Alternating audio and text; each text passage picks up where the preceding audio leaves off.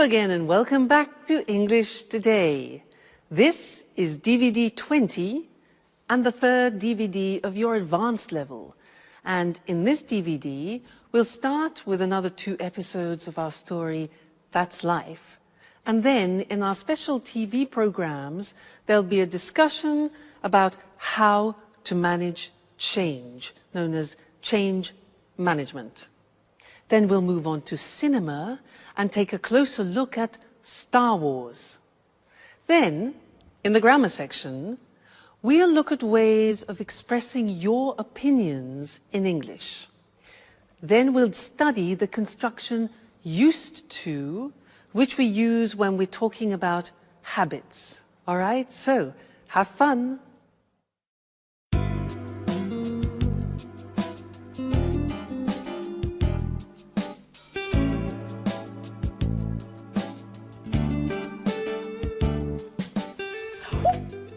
Edward, stop! Put that infernal gadget away. That's enough. There's a limit to everything, you know. Great. That's it, Anne. Go on like that. You are fantastic. Oh, fantastic, my eye. I told you to cut it out. Alice! Alice! Yes, Anne, what can I do for you? Stop laughing. Oh, Anne, come on. And tell your director friend to give it a rest. And put away that damn video camera. I absolutely do not want to be filmed like this. Have I made myself perfectly clear? Hi, Alice. Hey. Good morning, Edward. Can't stop working, eh? What's on the menu for today's shoot? Wow, Anne, you look beautiful. Excuse me, could I use the bathroom for a moment? Huh? Thanks. Oh, calm down, Anne. None of these sessions are going to be shown for air. At least for now. What exactly does for now mean? Well, once all the material's been put in place, cut and edited, Edward's planning on showing it to a producer. If it's accepted, the idea is to go for our own TV program. Isn't that a great idea? What? Yeah. Producer? Television? Mm-hmm. Let me in, Jack. Let me in. No, let me in. Oh, oh, oh, let me in. Oh.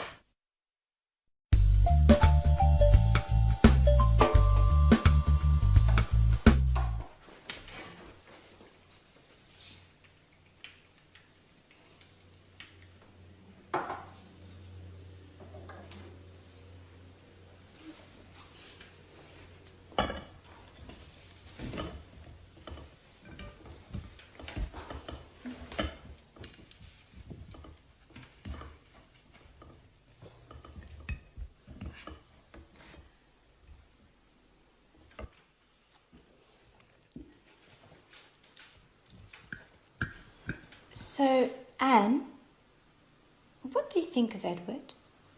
In what sense? As a man or as a director? Do you really have to ask? As a man, of course. Well, I've just met him, so I can't really say. But as a director, my view is that he's a bit too intrusive. Come on, Anne, get over it. That's his job. In my opinion, I think he's just great. Ooh, what's this I'm hearing? Our little Alice might be in love? Well, yes. As I see it, Anne, this is the first time in my life I've fallen head over heels in love. So much in love. But he doesn't even notice me. You know, we share so many common interests and we see things in the same way. We can talk for hours on end, but it just ends there. He looks on me as a good friend. Nothing more, nothing less. You know, I'm really not used to that role. Usually I'm the one to keep others at bay. Yes, I remember. Tom, Frank, David. How many broken hearts have you left behind? So tell me, have you asked Edward how he feels about you? No, of course not. Look, Edward isn't interested in some relationship. He's profound and introspective, spiritual. He's a person who enjoys observing and analysing others. Yes, if you ask me, too much so. Anyway, I can't agree with you, I'm afraid. Even spiritual beings, personal longings, I think you should tell him. And who knows, your Edward might be much more human than you think. Oh, maybe you're right. But I have to think of a special way to show him just how I feel. Maybe I should see what my horoscope has to say. Yes, I've just had a brilliant idea.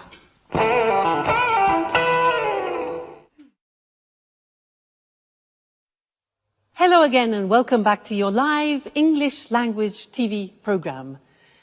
Did you hear in that episode how the girls were talking about their love problems? They were exchanging opinions about their love problems. Well, that's what I want to study with you now, is how do you express your opinion in English and how do you ask other people for their opinion? Now, to do this, I want to talk about an article which I read yesterday, in fact, in this magazine about women. And the article made some statements, and I want to ask you what your opinion is about the statements that I read, and I will tell you mine, all right? Well, I read this. Women are less rational than men. Women are less rational than men. What do you think about that? Yeah, well, I can go along with that. I agree in a way women are more emotional and more instinctive, yeah? Do you agree? Next thing. Other thing they said is women are less intelligent than men. Women are less intelligent than men. Now, what do you think about that? Well, I totally disagree with that. I don't know about you. Women are less intelligent than men. Who wrote this article? Men are stronger than women. Do you agree? Well, yeah, I mean, physically, men usually are stronger than women. Maybe emotionally and morally, we could debate the fact. Yeah? Maybe? Okay. Next one. Men make better leaders than women. Do you agree with that? Yeah, up to a point. I mean, most of the leaders in this world are men. But maybe it's because women haven't had enough chance to be leaders yet. Who knows? All right, and the last one is a woman's place. A woman's real place is in the home. What do you think about that? I totally agree. A woman's place should be in the home. Nice article. Let's move to language. Maybe it's better. Let's talk about the language we use when we give opinions. And let's use the screen. So, asking for somebody's opinion, how can you do that? Well, you can say, what do you think about that? What do you think about that? Simple question. Or, what's your opinion? We can also ask, what do you feel about that, which is more related to emotions rather than to the intellect. So, what do you feel about that? Or, what are your thoughts?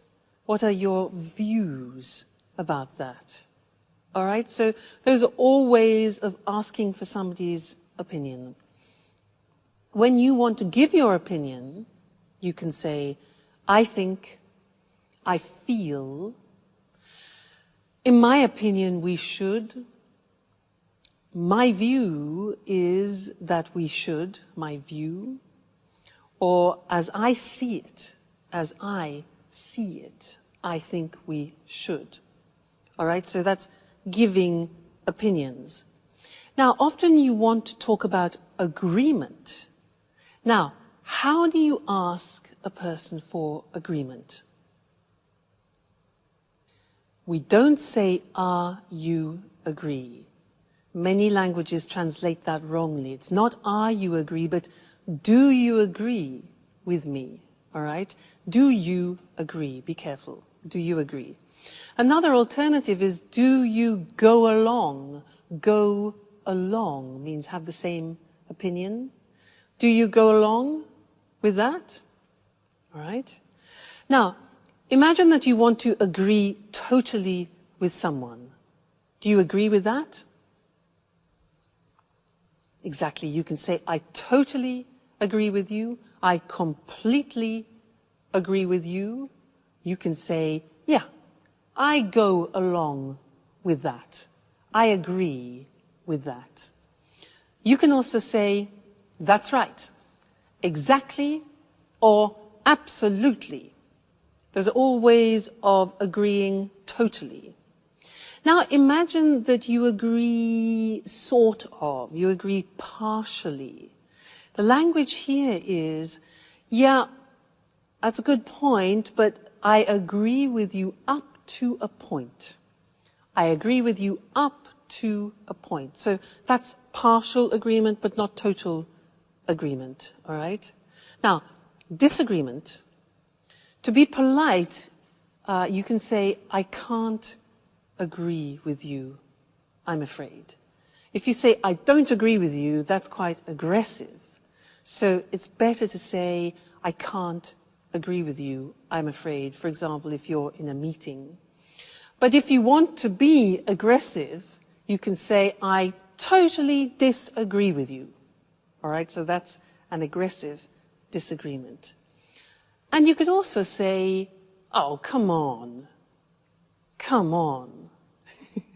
All right? So there, we looked at exchanging opinions, giving opinions, asking for opinions, and then talking about agreement. Agreeing totally, partially, and disagreeing. I'm sure you'll find that very useful because it's what we do every day. All right? So, happy practicing, and see you in the next lesson. Bye.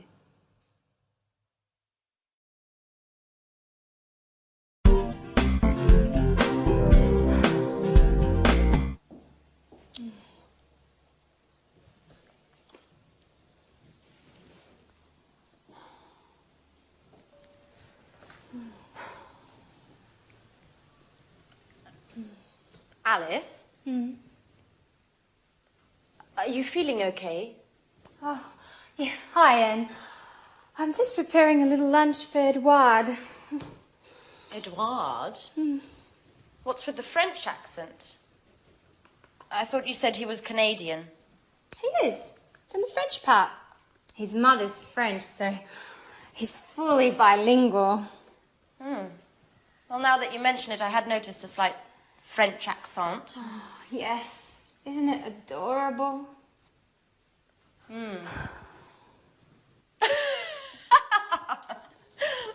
Well, I must say, love does work wonders. I'm not at all used to seeing you as a housewife. Well, to tell you the truth, I haven't got used to it yet. You know, I just hope I got the recipe right. You know, I followed the instructions to the letter. But you know I feel like a fish out of water with these things. So, you've decided to go for Edward's jugular? Well, not only that. Here's the crowning touch. What is it? It's a Chinese fortune cookie with a little note inside. What a romantic idea. Do you think? I wrote the note myself. I thought I would surprise him by hiding it inside his napkin. Like this. What do you think? I think it's just perfect. You'll see. It will go straight to his heart. Oh. Wait, stop.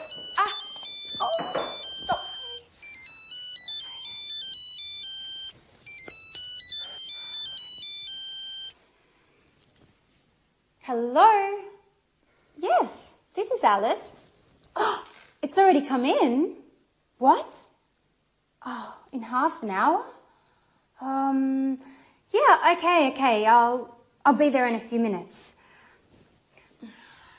Anne, could I borrow your car? Please? I have to go and pick up a packet my father sent me, but the post office closes in half an hour and I won't make it on foot. My car? You don't have a license? Oh, don't worry about it. I have it. And anyway, I always used to drive. You know, my dad's got a car just like yours. Okay, I'm off. Tell Edward I'll be back in a flash. Alice? Alice? But who's going to clean up this mess? Get used to it, Anne. It's the same old story. Now I'm late.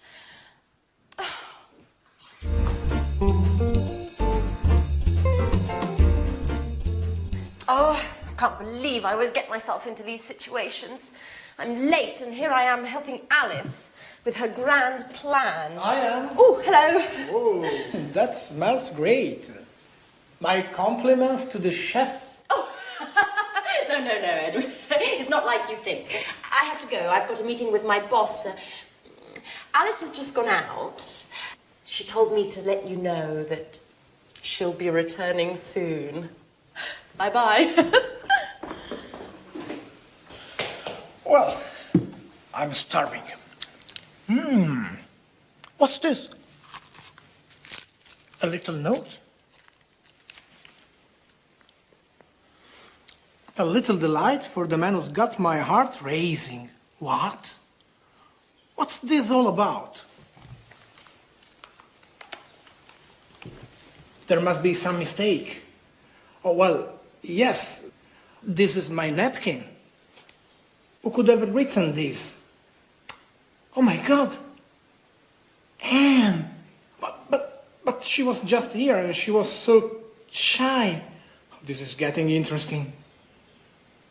Anne is very cute. So what am I going to do now? I'm not used to these things. Now, has it gone? Well, it's not here.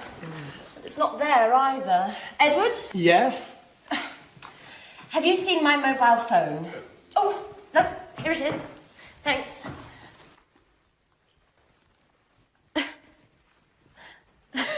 Pardon me. Why are you eyeing me like that? Nothing. Well, all right. I've got to run. Bye-bye. She's acting like nothing is happening at all. This is getting very interesting.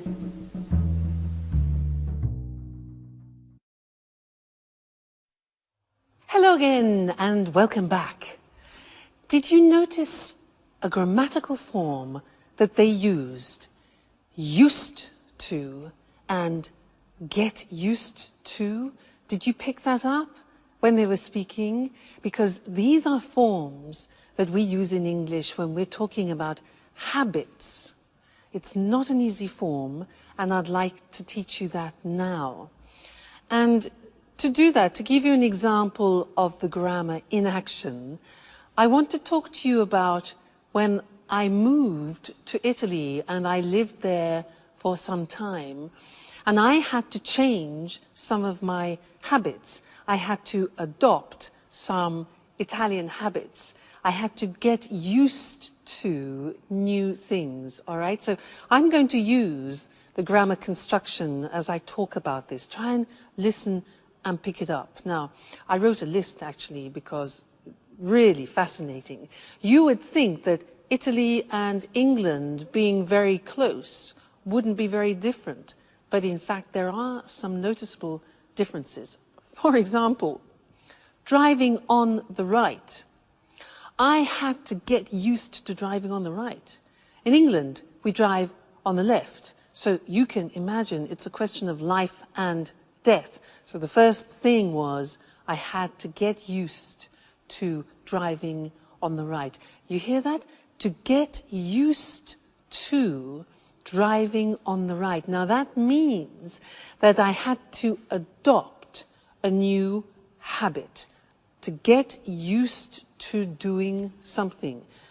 We'll look at the grammatical form after. For now, just listen how I use it, all right? Another thing. Oh yeah, Italian driving. I had to get used to Italian driving. Red lights are not really red lights. Red lights, traffic lights, are negotiable. And I had to get used to being very flexible driving on the roads in Italy, I can assure you. Now, speaking Italian. Now, when you speak Italian, you divide the world into masculine and feminine. And you know that in the English language, we don't have masculine and feminine. For table is neutral, whereas in Italian, it can be masculine or feminine. For example, computer is masculine. So I had to get used to dividing my world into objects, which are masculine, and feminine, which for an English person is really quite a challenge. So another thing was rolling my R. In English, we don't say R. It doesn't exist. But in Italian, for example, if you want to say red, you have to say rosso. R. It took me 1 year to learn R. So I had to get used to rolling my R. Terrible. Coffee. In England, we have mugs of coffee like this. In Italy, I had to get used to small amounts of strong coffee. So that was a new habit. But then I found cappuccino, so that was the alternative. And the last thing that I had to get used to was the Italians gesticulating. The Italians use many gestures like and they use their shoulders, and noises as well. And when I saw Italians in the street at the beginning, I thought they were always arguing. But in fact, they're not. It's a normal way for the Italians to gesticulate. So I had to get used to reading the language as not necessarily aggressive. All right, so that's some of the things I had to get used to, all right? Let's go and look at this grammatical form now because it's not easy to use, all right? Let's look at the screen. So to get used to is followed by the gerund form. And it describes this process of changing and taking on a new habit. Look at the examples. I'm getting used to speaking Italian every day.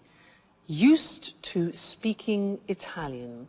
Now, we use the verb get used to, because it describes the process. And you can put the verb get into any tense. Present tense, past tense, future, no problem. Here we have it in the present continuous. So, I'm getting used to speaking Italian every day. Listen to the pronunciation. I said used with a T sound. Used, not used or used. Used. That's very important to distinguish it from the other verb, use. Okay? Used. The next example, I still haven't got used to driving on the right. Here we have it in the present perfect. I haven't got used to driving on the right. Next example, don't worry, you'll get used to it. For the future, you'll get used to it. All right, so here we have an example in the future, used to it, which is an object. In the past, I had to get used to it. In the question form, how long did it take to get used to? Okay, how long did it take to get used to? So, a difficult form. Now, let's move on to the next section, which is the verb to be used to. This is very interesting because when you change a habit, it's a process. But then when you have adopted the habit, it's a state. So we use the verb to be. The examples. I'm used to getting up early in the morning. That means that now I do it regularly with no problem. I am used. We use the verb to be for the state. He isn't, negative, used to working alone. In the past, I wasn't used to driving on the right. So here we have a state of a new habit using the verb to be. To get used to do something is adapting a new habit. It's the process. So that's a difficult grammatical form, but it's the only way in English that you can describe taking on new habits. So it's terribly important for you to learn. Don't worry, you'll get used to it slowly but surely. Okay, bye for now.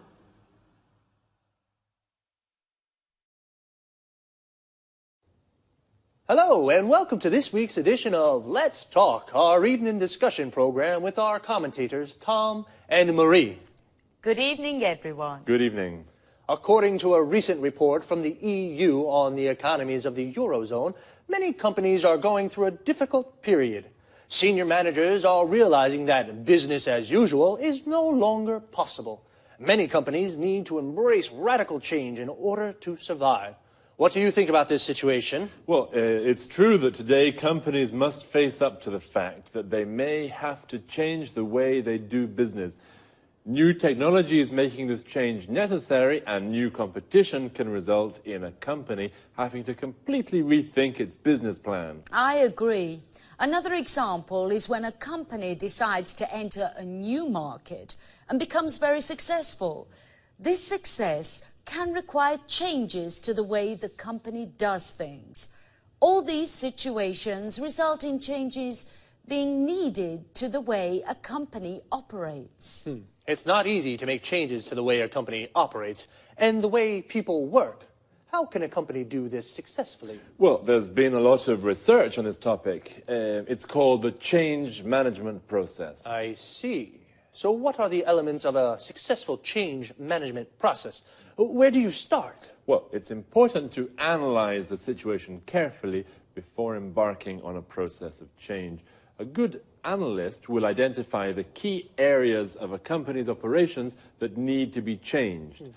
Then an effective change strategy needs to be drawn up. This says exactly what needs to be changed. That's right. Input to the strategy can come from the management team or an external consultant. In addition, all the company's workers should be asked for ideas. Sorry, I don't quite follow that. Do you mean that the workers in a company should be able to decide what changes are made? No, that's not what I mean. Everyone in the company should be canvassed for suggestions on changes that could be made to the company. This enables employees to buy into the change process. They feel included and are more likely to implement the changes once they've been decided. Okay, I see. It's clear now. So, lots of people input into the change strategy. And what happens next? Well, now the strategy has to be implemented. It has to be put into action. This can be the most difficult stage of the change management process. Staff need to be told about the changes, and some may need training on new ways of doing things.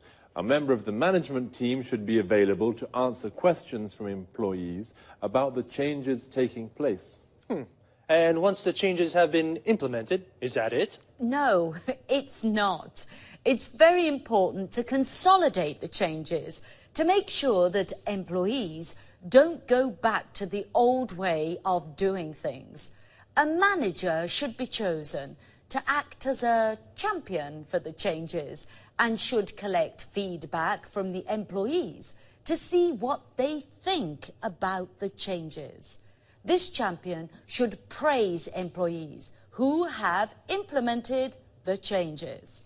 Of course, it's very important to raise the morale of staff at this time. Otherwise, there is a risk that they'll revert back to the old way of doing things. So it's quite a complex process. Well, companies need to know about change management techniques in order to survive in today's rapidly changing markets. Thanks to Tom and Marie for their explanation on how to bring about change in a company. Goodbye, Eric. Goodbye. And goodbye, everyone, and see you again next week for another edition of Let's Talk. So, the change management process is the process a company uses to change the way it operates.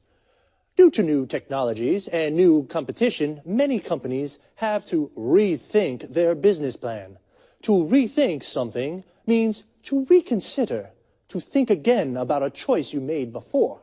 A business plan is a strategy for running a company. Remember, to run a company means to manage it. Companies have to embrace change. To embrace something means to accept it and put it into practice. So, to embrace change means to start making changes. Companies must face up to the fact that they have to change the way they do business. To face up to something means to accept a difficult situation exists. So, how does the change management process work? First, an analyst identifies the areas that need to be changed. An analyst is an expert who looks at all the elements of a situation. He analyzes a situation. Everyone in a company should be canvassed for suggestions. To canvass means to ask people for their opinions. This enables employees, the people who work in the company, to buy into the changes. To buy into something means to believe in something. Then a strategy is drawn up. The phrasal verb to draw up means to prepare. We use it for documents. For example, you draw up a contract. The strategy must then be implemented. To implement means to put into action. Once the strategy is implemented, it's important to consolidate it. To consolidate it means to make stronger. And employees should be asked for feedback to see what they think of the changes. Feedback means opinions about something. Well, folks, we've come to the end of today's program. See you again soon. Good morning, everyone, and welcome to another edition of Talk Cinema. This morning, we'll be talking about the most famous of all science fiction sagas, Star Wars. As always, in the studio with me is Sanjeev Gupta, our cinema expert. Welcome, Sanjeev. Hello, Lucy. Hello, everyone. A question to start with, Sanjeev. Just how many films make up the Star Wars saga? 6 in all. And how many of these have you seen? All 6, of course. And you? 4, I think. When was the first film made? The first film, A New Hope, was released in 1977. The last film, Revenge of the Sith, was released in 2005. And who's the director? Well, George Lucas wrote the scripts for all the films and directed 4 of them. And what about the other 2? Irvin Kershner is the director of The Empire Strikes Back, and Richard Marquand directed The Return of the Jedi. What's so special about the Star Wars films, Sanjeev? Lots of things, actually, Lucy.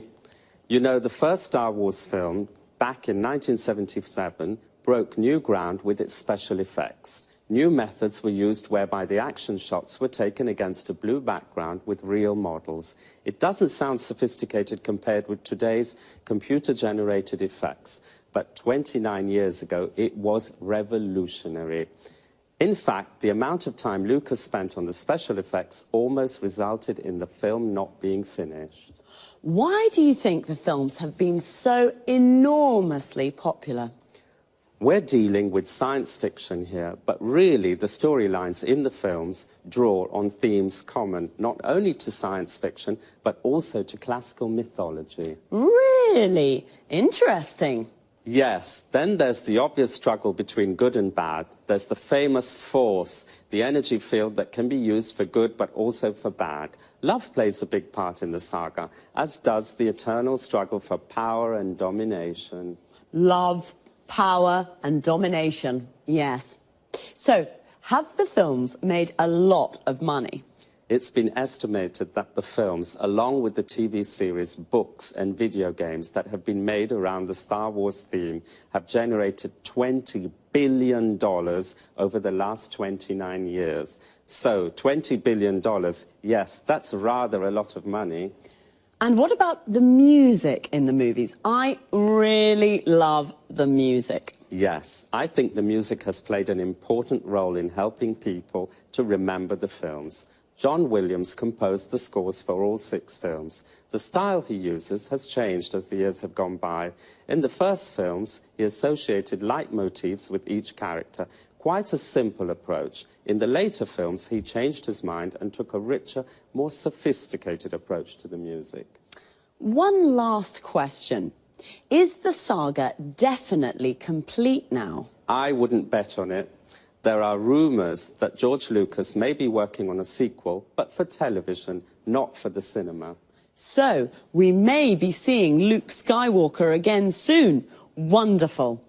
Well, thanks, Sanjeev, and goodbye. Goodbye. To all of you and Sanjeev, may the force be with you. Goodbye. Now, let's have a look at some of that vocabulary we just used. So, 6 films make up the Star Wars saga. To make up something here means to go together to form the whole of something. The 6 films form the entire saga. To make up something is a phrasal verb that can also mean to invent something. For example, I made up a story means I invented a story. The first Star Wars film was released in 1977. We say a film is released when it can be seen at the cinema for the first time. It broke new ground with its special effects. To break new ground means to do something for the first time. It broke new ground because it was the first film to shoot the action shots with real models. An action shot is a scene of a film with action. For example, a car chase or a battle. And what are special effects? They're visual effects added to a film after the shooting has been completed. The shooting is the filming process of a film. The special effects used in the first Star Wars films were not very sophisticated compared with the computer-generated effects of today's films.